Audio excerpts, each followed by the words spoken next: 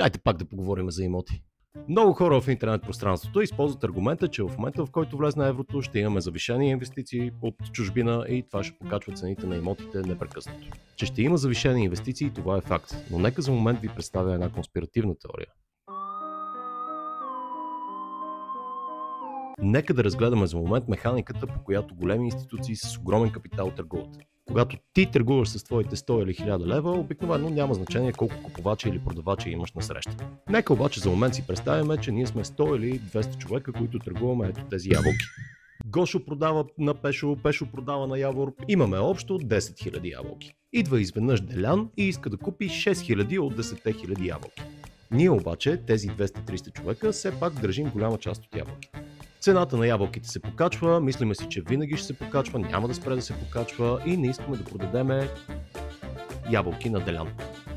Така че Делян започва все пак да купува ябълки, малко по малко, не успява да купи тези 6000, но купува достатъчно, така че да се отрази на пазара на ябълки, когато все пак продаде.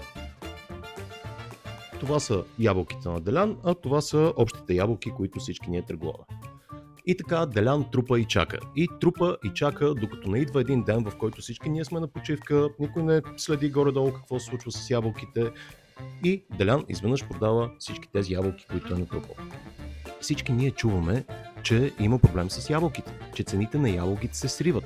Отиваме и грабваме Ябълката днес, който е вестника, който всички ние четем, и какво да видим там? В Ябълката днес сме чели в продължение на 5 години как цените на ябълките никога няма да спрат да се качват. Изведнъж четем, че всичко живо е почнало да яде круши, че има прекалено много овощни градини, в които се гледат ябълки и никой вече не иска да купува ябълки.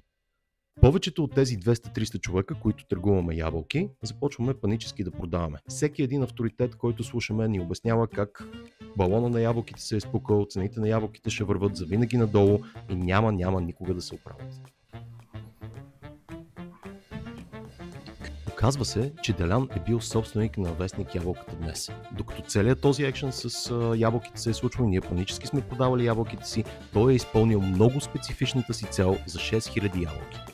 Там нататък цените на ябълките имат само една посока и тя е нагоре. Примерът с ябълките онагледява процес, който се случва абсолютно всеки божи ден във всякакви маркети по цял свят.